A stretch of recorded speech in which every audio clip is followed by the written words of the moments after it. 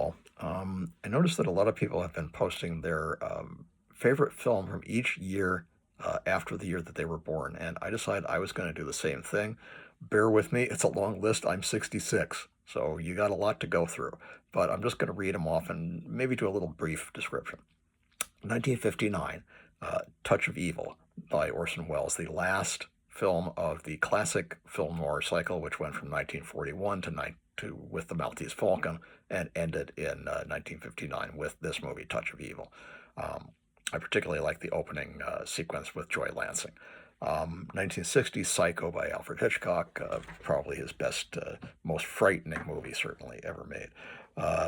Anthony Perkins did a fantastic performance. 1961's The Misfits, a great movie with Marilyn Monroe, her last complete performance.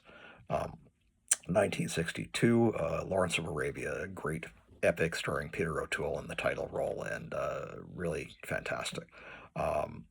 Never forget that train crash scene. 1964, Dr. Strangelove, one of the best comedies ever made. 1965, For a Few Dollars More, which I actually like better than Fistful of Dollars. I think it's a better script, a more interesting story. 1966, in the same vein, The Good, the Bad, and the Ugly. There's only two kinds of people, my friend, those with loaded guns and those who dig. You dig.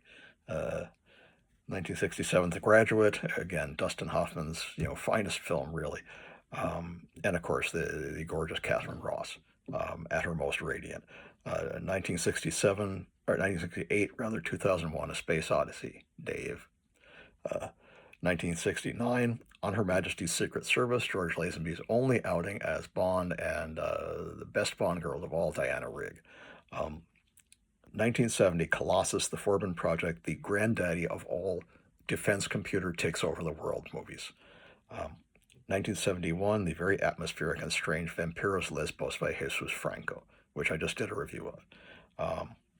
1972, Silent Running, a very odd, quiet dystopian science fiction movie, which I've always loved.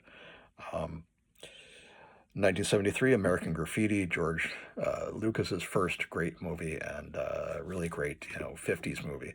And of course introduced Suzanne Summers as the blonde in the white T-bird. 1974, my favorite cult movie of all time, Phantom of the Paradise by Brian De Palma. Trust me. And 1975, that's 1974. 1975 is Rollerball. 1976, Logan's Run. 1977, Star Wars: A New Hope. 1978, Superman the movie. 1979, Alien, scariest science fiction horror ever. I still can't watch it again. I just can't. That thing haunted me for like a solid year. 1980, Star Wars: The Empire Strikes Back, which, if anything, is better than the first one. 1981, Heavy Metal, best, greatest science fiction animation ever up to that point. 1982, Blade Runner. 1983, Monty Python's Meaning of Life, which literally my friend at the Mr. Creosote scene laughed so hard that he actually fell out of his seat in the theater. Number 84, one of my personal favorites, The Adventures of Buckaroo Banzai Across the Eighth Dimension, with Peter Weller, John Lithgow, Christopher Lloyd, Dan Hedaya, Ellen Barkin, Robert Ito, Rosalind Cash, etc., etc. Number 85, Lady Hawk, with Rutger Hauer and Michelle Pfeiffer, and a very young Matthew Broderick, which was a really good performance. Blue Velvet, 1986, Lynch's strangest movie with Kyle MacLachlan and Isabella Rossellini, and of course Dennis Hopper, and a very, very frightening role. 1987, one of my other cult favorites, Cherry 2000, which is really great with Melanie Griffith, and really a fantastic movie. 1986, Uncle Buck, one of the funniest movies that John Candy ever made. You ever hear of a serial killing? 1990, The Two Jakes, in which Jack Nicholson reprises his role of Jake Gittes from Chinatown, and is even a little more bittersweet than Chinatown itself. 1991, The Doors, which I thought was really great. Val Kilmer played Jim Morrison better than Jim Morrison, I think.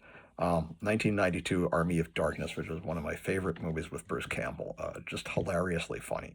I was the only one in the theater who laughed when the wizard told Bruce Campbell that he had to remember the words Klaatu Barada Nikto. Apparently, none of them had seen The Day the Earth Stood Still, except me. Um, 1993, The Last Action Hero, one of Arnold Schwarzenegger's funniest roles. I think he was really great in that. 1994, Star Trek Generations, one of the better of the combined Next Generation and TOS movies. 1995, Ghost in a Shell, the animated version, not the later version with Scarlett Johansson. 1996, Dragonheart, which I thought was great, with Sean Connery as a sympathetic, wise dragon. Not He was good, not evil. 1997, Gattaca, which is a great science fiction film starring Uma Thurman and Jude Law, and really, really excellent. 1998, Wild Things, which stars the brunette goddess Denise Richards, and really, really sexy, erotic film. I don't even think it's available anymore. It's so over the top. 1999, Dark City by Alex Proyas, which is one of my absolute favorites, far better than The Matrix. 2000, the X-Men, the original movie, which I really, really love. It was very faithful to the spirit and of the comics, even if they changed the costumes. 2001, Mulholland Drive, my absolute favorite David Lynch movie, starring the beautiful Laura Elena Herring and Naomi Watts and Justin Theroux. Really, really a great, and Ann Miller. A really great, weird, bizarre, totally twisted movie that makes absolutely no sense and it's still wonderful. Um, 2002, Resident Evil, the first movie, which I thought was fantastic, mainly just because of Mila Jovovich's fantastic performance. Um, uh, 2003, Underworld, which again is basically a fabulous movie because of Kate Beckinsale's performance. Um, 2004, Sky Captain and the World of Tomorrow, the only movie ever completely shot on CGI. There are no sets, there's no set decorations, there's no exterior shots. It's all CGI except for the principal actors, and I thought it was fantastic. With again Jude Law, Gwyneth Paltrow, and Angelina Jolie, and a surprise performance by the late Sir Laurence Olivier. Um, 2005, Batman Begins, which I really enjoyed, was very close to the comic book by Frank Miller, Batman Year One. Really very well done. Um, 2006, Inland Empire, David Lynch's last movie, which I just reviewed recently. 2007, Resident Evil Extinction, which I liked again because of the performances. 2008, Inkheart, a very original book based on a book by Cornelia Funk, which I have and is really good. Very original. 2009, Star Trek, the first of the J.J. Abrams movies, which I think is really the best one. Um, 2010, Resident Evil Afterlife, which I saw in 3D, and the 3D was so stunning that when there was a scene of them walking on the beach, you felt like you were walking on the beach. I mean, that's how much depth the 3D had in that movie. Um, 2011 is a little bit of a strange one. Melancholia with oh, why is this the name is escaping me? Anyway, a really good movie. Kirsten Dunst with Kirsten Dunst as a very dark, melancholic science fiction movie about the end of the world. Really interesting. Very well acted by on Kirsten Dunst's part. Um, 2012, The Amazing Spider-Man. Uh, 2013, The Zero Theorem. The Zero Theorem is a film by Terry Gilliam, and it looks like and is like a film by Terry Gilliam. It's bizarre. It makes almost no sense, and it's completely fascinating. None of the actors are known stars, but it is still really, really good, and it just draws you right into this bizarre world that Gilliam creates with both the special effects and a fantastic script.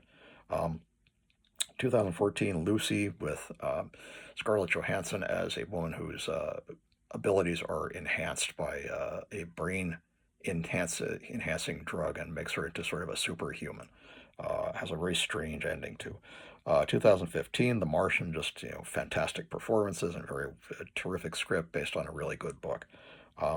2017, Dunkirk, which I thought was a very good portrayal of the actual events, what happened at the evacuation of Dunkirk, and really, really great movie. I'm a World War II fan, so that's a good movie for me. Um, 2018, Ready Player One. I didn't actually like the book, but I liked the movie a lot. Again, a strange, dystopian, weird movie that makes references to it has a lot of fan service, including some references to Buckaroo Banzai, which I appreciated. Really well done, very well acted. Special effects are top notch.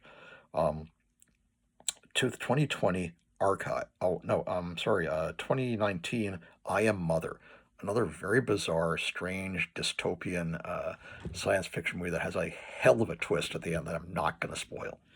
Um, 2020 Archive. Another movie that has a very strange twist, which I won't spoil, but I do in my review of it, is on here a couple of years ago.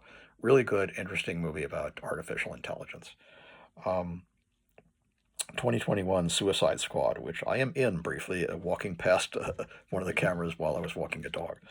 Um, 2022 Prey, which is a very scary entry in the Predator series. Really good. It flips the script a bit on who's the predator and who's the prey. Um, 2023 Godzilla Minus One. I cannot say enough about this movie. It is absolutely fantastic. The best Godzilla movie ever made, in my opinion. Um, 2024 Furiosa, a Mad Max story. I love Anya Taylor-Joy in everything she's done, but particularly in this.